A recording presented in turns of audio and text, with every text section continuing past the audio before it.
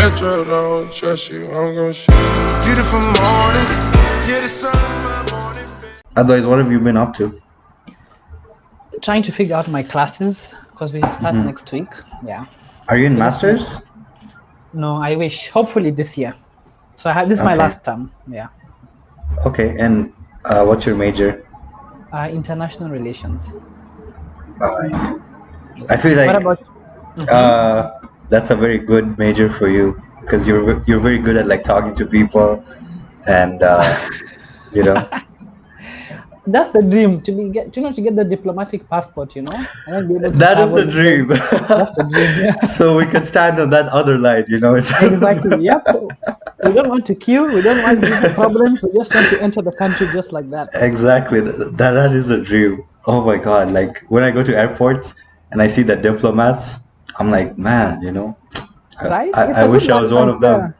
It's a good life. And then Yeah. the plane ticket as well. You sit in economy, first class.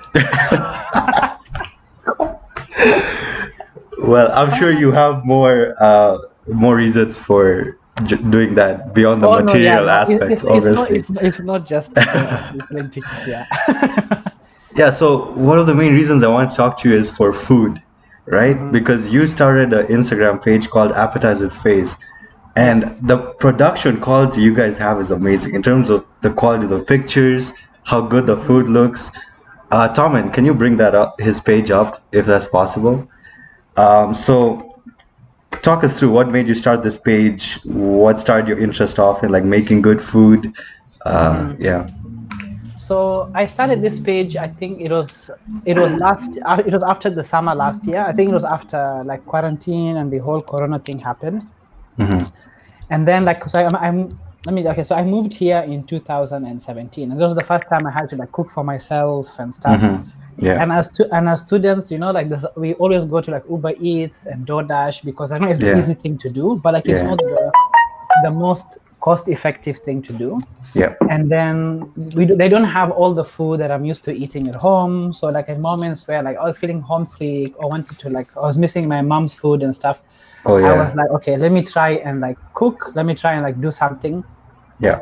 So that was the inspiration behind it. Because then through that, I discovered that I love food and I love cooking. I like trying new stuff. Wait, so like, before you moved to university, you didn't used to cook at all? Yeah, so before I moved to university, I was in a boarding school in Italy where we had like boarding food, but like boarding food is not that great. So this was the first time where I had access to a kitchen, and it was the first time that I actually like started cooking. Because at home, unfortunately, most of the time your parents sit cook on the table and the food is ready, right? Yeah, yeah. So I had to like learn it from like scratch and stuff. And I discovered that I love it and I'm not bad at it. I'm good at it. So I was like, you know what, why not? And then I was speaking to a couple of friends. So I normally invite friends to come over for like brunch, for dinner, for lunch. And then we normally take pictures. So I was like, these pictures, they're just staying in my phone for nothing. Let me just start a page where I can do like reviews of like restaurants I go to or adventures that I go to in Vancouver. And also like meal prep aspect to help some students figure out like, okay, how can I best use the resources I have at home to make more food so I can spend less money on Uber Eats and DoorDash. And these meals you're making, they look very fancy, so they don't cost, the ingredient aspect don't cost more than ordering outside? No, so the fancy part is just the decoration aspect. The decoration. It's the aesthetic aspect of it. So for example, yesterday I made a pilau.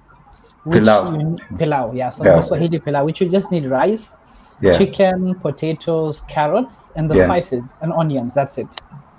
So like it's just like in terms of like the preparation and presentation. And I used to do art, so like painting and stuff. So like I tap into my creative side where like displaying the food and just trying to make it fancy, but like it's the ingredients, there's nothing fancy. I bet if you try to sell that in a restaurant, it could be like in the very premium range, man. Like that's how good it looks. That's the future goal. One day, hopefully in the future, I'll open a restaurant in Kenya or here. Oh, okay. Yeah. Do you have like a specific food in mind, type of food? No, so I like food from like from everywhere, because like back home when I was in Kenya, so like my family is from Yemen, so we eat like Arabic food, we eat like local food, and then Kenya is a very multicultural area, so we have like a lot of like Indian food as well, a lot of like Indian food influence. Yeah. And I also went to an Indian school, so there was a lot of like in terms of like also understanding like the spices, the Arabic spices, the Indian spices, the local spices, and then going to Europe and doing my high school there, like figuring out like there's different cuisines, there's similarities, there's differences, and then coming to Vancouver where there's a lot of like fusions between like you find like a Japanese and like Canadian hot dog type of restaurant, you know. So like it Yeah. sounds weird. Yeah. Japa dog. Japa dog, exactly. Yeah, Japa dog. Japan. Do you have any fondness for the Samaj canteen food? The Samaj canteen food, honestly, when I was there, I didn't appreciate it. But when I left, I missed You're like, mandazi, potato, mandazi potato. sandwich corn, you know? Yeah, man. Yeah. I want to talk more about the food presentation because Tomin, you do something similar. You also present your food. He sent snaps to me as well of the stuff he makes. So you guys can kind of relate on that aspect. Tomin, you want to talk about that a bit? You know, thinking on that, I started with scrambled eggs. You know, that was my started scrambled eggs, and then when I moved to Edmonton for studying, I was with Libin. So we used to cook sometimes the Indian like food, like a beef curry or like rice, like Yeah. rice, like beef, chicken, and those things, right? Yeah. And then I was very fond of cooking. So then I started, I think when I was in Vancouver, living by myself. I used to do like ramen or like noodles, you know, the basic things. And then from there, I came to Calgary. I was like, you know what? I have so much time with myself, so I can just start cooking. So same with like what you said, like, you know, I think what you use good food, right? Or like the package or something. Yeah. Something similar to that. I started getting the ingredients and stuff, and then I infuse sometimes with wine, you know, cooking wine, and make like pork chops or like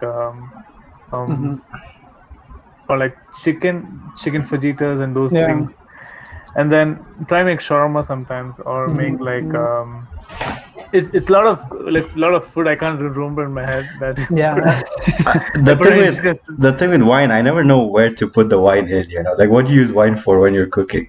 You know, the cooking wine is basically like you put usually on steak sometimes. Meats, During like you pour it and in between, but sometimes you put a cooking one at the end of the food and the end process, like last 5 minutes of cooking. Yeah. So add flavor. So yeah, for meats and stews mostly. So you can't just replace, like if you're cooking a curry, you can't just replace the water with wine, can you? That wouldn't be good. No. No, that's a fusion will not work. That's a wrong fusion. Yeah, that's a wrong fusion. I same as you, Ahmed. I came to Canada. I then used to cook back in Kenya, but then out of necessity of living alone, I had to learn cooking. I was so horrible when I started. I remember cooking chicken in my early days, and then my friends came over, and they ate the chicken, and they were trying to be polite. But then, from the look of the face, I could tell like it's the most horrible chicken anyone has ever eaten. But then no, go ahead. No, I was gonna say that's the problem. So like I was telling my mom the other day, because I have 3 smaller brothers. I was like, you should start putting them in the kitchen. People back home should stop saying the kitchen is not for the men, or like definitely, instead of like teaching like the people, because like once they leave you to university, they've never cooked a meal. I've never cooked a meal, you know. It's a learning process. The thing with cooking is a technique, right? You know, if you give the same ingredients and same thing to 2 people, right? So one person is doing the different technique, other person doing different technique, right? The same ingredients, but it's a technique that matters. So at the end of the day, which one will taste better depends on how you used it. Like, so it's basically like when you're cooking, like you have 5 minutes of roasting one side of chicken, other side. You can't be overheat or overcooked on this one side, right? So that is the most important thing. Like I feel like when I'm cooking or something. So that's interesting. Yeah, and the good thing, there's no rules. like, okay, there are rules, but like you have like the freedom to like do whatever to you experiment want. and to add Experiment, stuff, exactly. take stuff out based on your taste, right? Yeah. Yeah. I was looking, the way I used to look at cooking for the longest time is just that something I need to do. You need to eat like 2 or 3 times a day or once a day, university life. But then I started getting into Anthony Bourdain, rest in peace. And I read his book Kitchen Confidential, and the way he talks about cooking, man, it's so beautiful. The way he talks about it as an art, and how like even the restaurant business, the backside of it, how it's so like brutal. And and then he, at one point he compares his moment of realization when he realized he wants to be a chef, is when he ate an oyster for the first time. And then he describes the pleasure that he got from eating the oyster as even more than when he lost his virginity for the first time. And I was like, God damn, how could you look at food like this in such an amazing way? So the way you look at food, Ahmed, is probably different than the way a lot of other people look at food. So is there any special way, So for me, like whenever, like I think recently, like when I was reflecting more about like, okay, like why I like cooking, why I love food, why do I go to the same restaurants again and again, why do I like eat, for me it's about community, because I think food brings people together. And I think I realized that when I was in university, because like I took it for granted when I was home, when having like the meal with like your family and friends. So for me, food is more of like, it's more community oriented. Like it's not just me eating rice, it's not just me eating a stew. It's about like the company I share it with. It's about the conversations I have with. It's about the time. It's about like, for example, when I have friends over and we cook, somebody is cutting the vegetables, somebody is like doing this. So like it's just brings people together, even though you don't know. And especially like people from like different cultures, different backgrounds, different experiences, and it just like for a moment I think you forget about all that and embrace that beauty of like food, and you just enjoy each other's space. So for me it's about community. Definitely.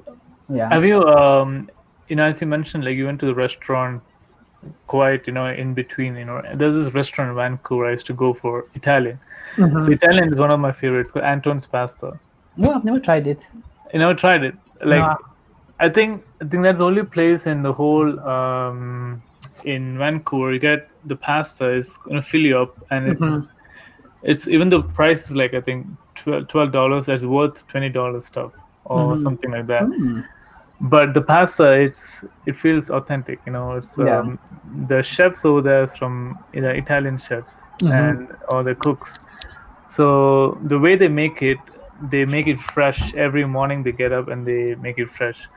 So I used to like whenever I go in the restaurant, I just ask them what is the routine, how do you guys prepare and stuff. So that's the next thing of like learning how to like understanding how pasta works, because there's different types of pastas, right? And we only stick with one or two pasta. Like one is either it is spaghetti or maybe like a vermicelli type, those things. So we don't know the other types, dude. But that level of authenticity that they get is from tradition, just years and years of just making that thing and passing it on down to your children. And then it's grandmom's it's mother's or grandmom's recipes, like and we can't talk to Ahmed about authentic because he lived in Italy. He's had the actual authentic experience. No, I think for the authentic experience, especially with like restaurants, let's say in like Canada, like Italian restaurants, like Mexican restaurants, or like restaurants that are not typically from here, it's about like accepting, like, okay, so like you have to use, like as Libin mentioned, like the tradition, like using the traditional spices, using like employing the way it's made without like manipulating or changing the recipe to the new country. I think for building is gentrification, like when like they cover up stuff, but like I don't know the name for the food, but like when it's done authentically, and for example bringing an Italian chef, as like Tomin mentioned in that restaurant, to make the food is different than like bringing somebody who is So, for example, me, I cannot go and start cooking in an Italian restaurant and claim that, oh, this is an authentic restaurant, you know? Yeah. Yeah. But do you think you could learn, like, if you're taught for enough time? Oh, I think I could, because when I was in Italy, I stayed with my host family for a month, and they used to make their own pasta. And my host mother was showing me like the procedure and stuff, and I was like, okay, it doesn't look very complicated. You just need the But equipment and the patience. yeah, the thing Yeah. with pasta though is just the flour. It should be good. It can't be like like, because some restaurants you go, the pasta, the material is not that great compared to the food that we get from Italy. So Yeah. it's just based on how they make it. Like, it's just how much water you add in the pasta, or how much, on the oil and everything. That should be important things. Yeah. Interesting. No, that's true. Yeah. Back in Italy, did you, or like the family you lived with, did they have wine with every meal? Is that a Oh, thing? yes. They had wine every Nice. meal, and they had their own wine producing cellar. There was once I was staying with a friend Oh, from the school. We were yeah. taken to the wine cellar, and we were told, fill these wine bottles and close them. So we filled about 500 to 600 wine bottles Did you and had to close them. sneak some sips in between? No, we did not sneak some sips. I mean, Italian wines taste good though. They have good grapes over there.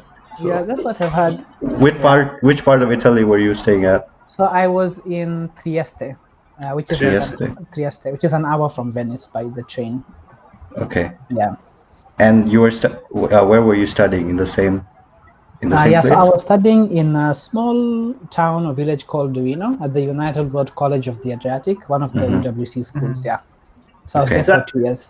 Have you been around all parts of Italy, like Geneva or Sicily or those?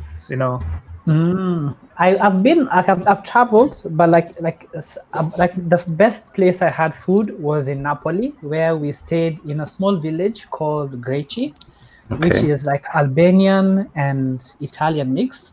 And we stayed. So the host lady was like this very sweet like old lady, like you said like grandmothers have like the good recipes and like know how to cook. Yeah. I have never eaten such good food like I did in that place. Like the food was amazing. It was amazing. Like I think it was like the proper authentic Italian experience. Yeah. See, that's the thing, right? When you go to the different countries, you want to try the proper food. So when you come back to your home, like Canada or like here, and you go to restaurants, you can differentiate. Okay, Exactly. the food, what is different, stuff like that. Yeah. Yeah, like the pizza and ice cream. When I have it here, I'm just like, no. No, because it's just on another level, like in Italy, right? Yeah. Is it Italian like type of ice cream or something, or like the ice cream? Yeah. Or like I think they call it gelato. Gelato. Gelato. Oh, yeah. okay. Yeah. Okay. Let's shift a bit away from food.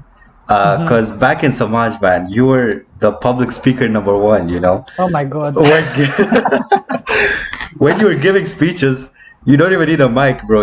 It was like you did like the sonorous spell, from Harry Potter on your throat.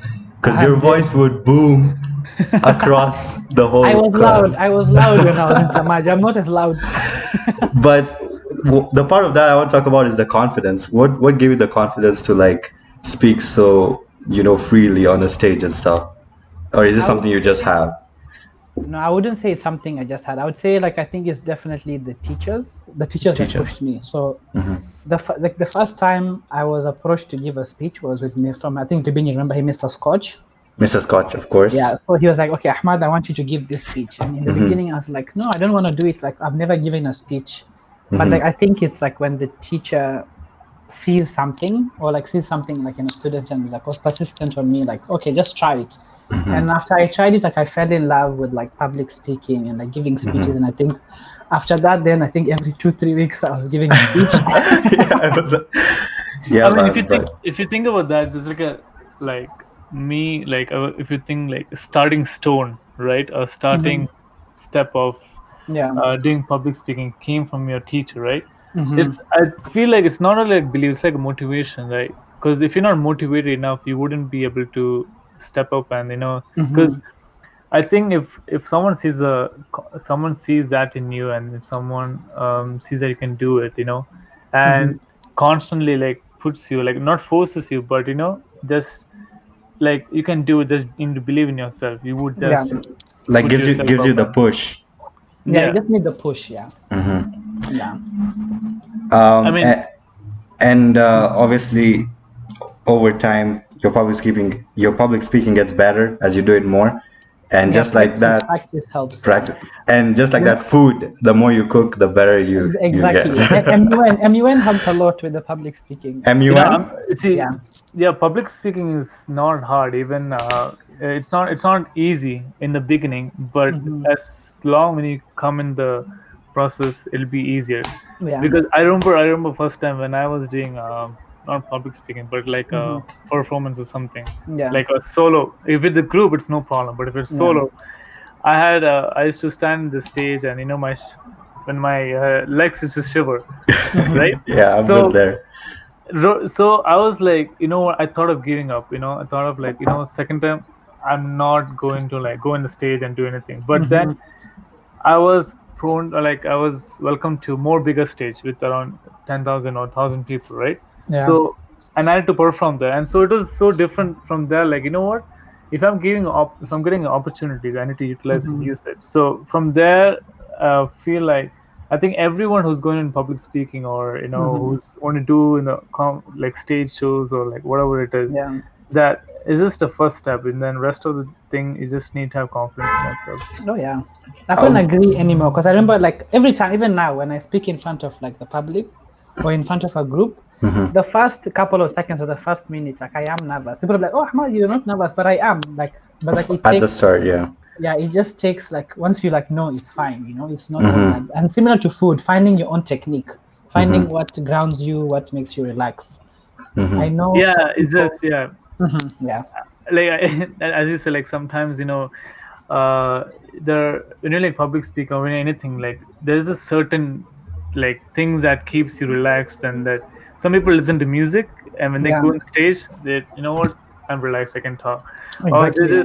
Or they just keep something near to them, or like I've seen people like they put something like I think god figures or spiritual thing next to them, and when they speak, and that gives them confidence. So, or sometimes they just pray, so there's so many other things. If I have to speak publicly, my thing is making a joke, and that can either go two ways. If people laugh, I'm good, right? I'm good for the rest of the show. If there's no laughs, yeah, that show is messed up. My confidence goes. If they don't laugh, tough crowd, you just move, you just like continue doing your thing. Yeah.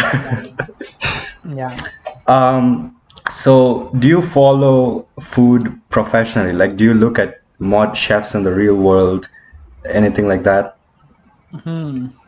I think I've watched a lot of like TV, like food TV shows and like stuff on like Netflix, and I follow like many like food art, because I think food art is becoming like very famous nowadays, or very popular.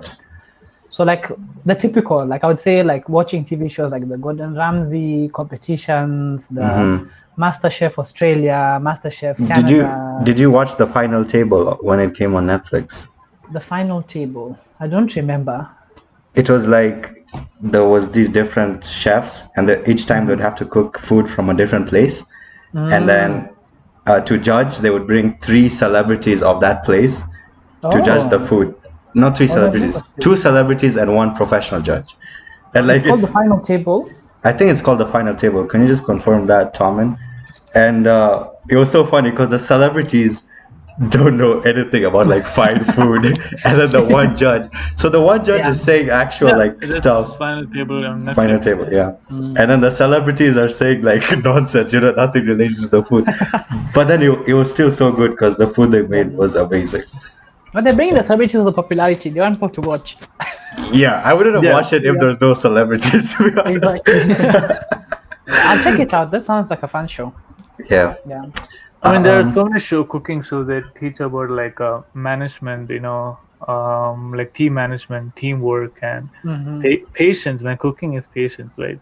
Yeah. So you got a lot of patience for cooking. So there's other things that I've seen is that what is your favorite type of cooking? Do you like cooking or baking or making drinks or?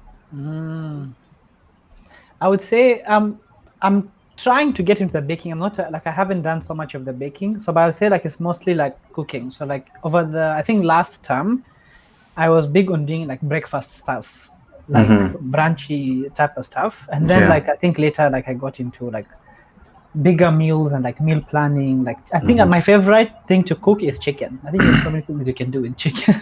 Yeah, for sure. Yeah. You started Appetizers Phase when quarantine hit. Is that correct, or before? Yeah, so I think it was immediately. I think towards the end of the summer, I believe. It's the same time I started my vlog channel too. Yeah, exactly. Because like you have so much free time, you know. You're like, okay, how can I kill my time? What can I do? So you know. Exactly. This podcast is another thing, you know, for me. As soon as quarantine hit, I was like, what am I going to do? You know, I'm just stuck at home. You know, talk to people, get some interesting stories. What I love about Appetizers Phase is you post stories about your cooking process and you with your friends just having fun. It's an adventure.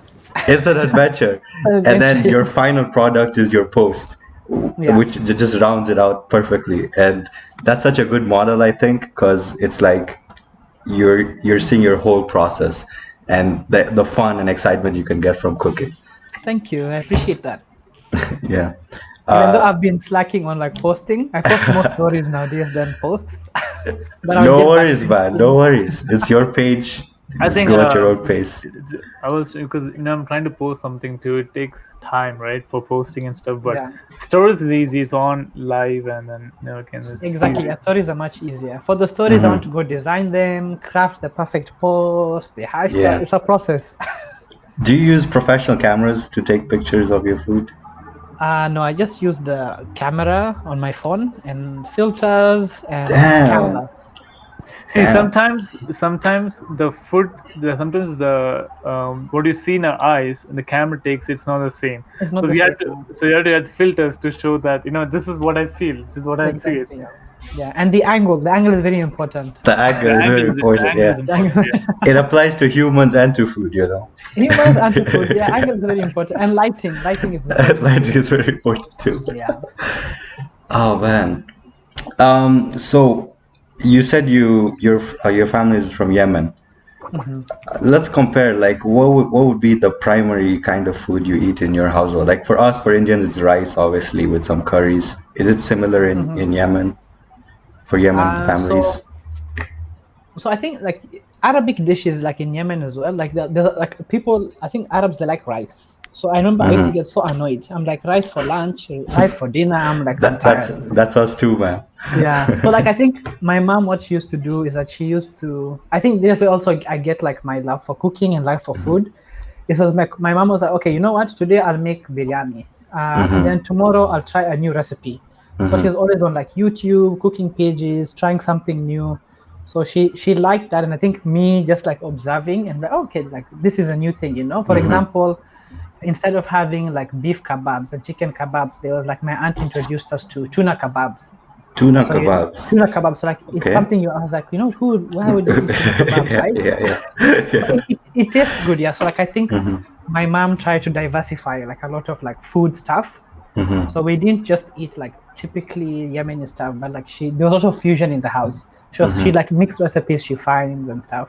So which was exciting. And also like she spoiled us a little bit through that, I think. Okay. I mean, once you leave, you start realizing, man, that stuff I took for granted, you know, the rice every day. Once I came to Canada, I was like, I wish I had that rice every day, you know. a weird craving I had the other day, because when I was home, my grandmother used to make okra and roti, and I used to hate it with a passion. But then now, what's okra? Okra. I love Yemeni food, right? Because I have Yemen friends in Calgary. So maybe usually after like a school or something, we used to go, and it's a part of eating. They have chicken and rice, chicken and rice around, and then we all dig in together. Or you eat together in the same plate. Yeah, in the same plate. Yeah. So that is also like another type of bringing people together. And what I noticed is that you guys, like in Arabic food, you had a lot of sumac and chicken, right? And it tastes really good. Like I have sumac in home, but I'm going to try it with chicken. Yeah. So they really like it. Yeah. Okay, getting back to what you said, what is orca, did you say? Okra, yeah. I don't know Okra. the name. Okra. It's the green. People call it lady fingers, French fingers. Bindi. It's Bindi. in Bindi. Bindi. Like Hindi.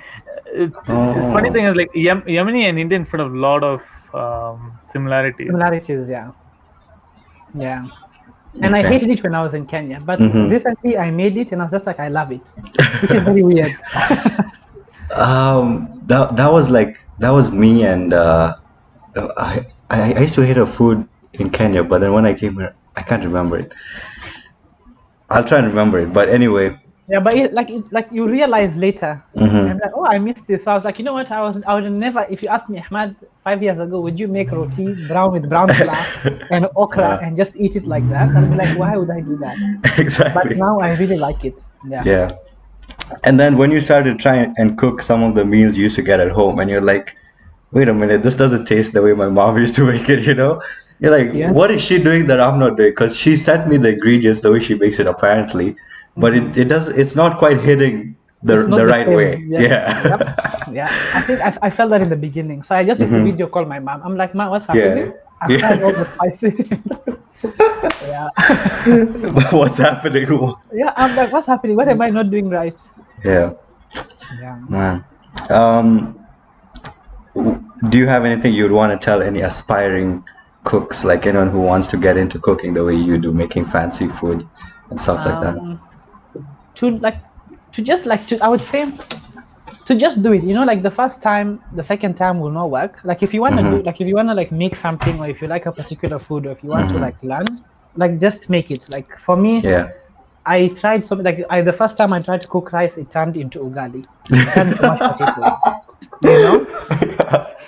Okay. So I was just like, after that I was just like, oh my god, I hate cooking rice. But like after trying and trying and trying, like I figured it out. And then like there's no rules, like try whatever you want. If there's something in your house you want to try, a recipe you want to try, like just do it. Even if you fail, that's okay. Yeah. I agree with Ahmed. It's like you gotta perfect that one dish over and over again when you move to next dish. Exactly. So when people ask you what can you cook, I can cook this nicely. So when the taste is like, you know what, I like this. So instead of you cook one and then you don't, it's bland. So Dude, talking about all this food is kind of making me hungry. Oh yep, me too. I have pilau. I'm going to eat after this with kachumbari. You're lucky. Yeah. You're lucky. I think the fridge here is empty, so I need to think of something. You need to stock up. Yeah. Before I let you go, I want to talk more about your time in Italy, because you got to experience a whole other culture. What did you take away from your time there?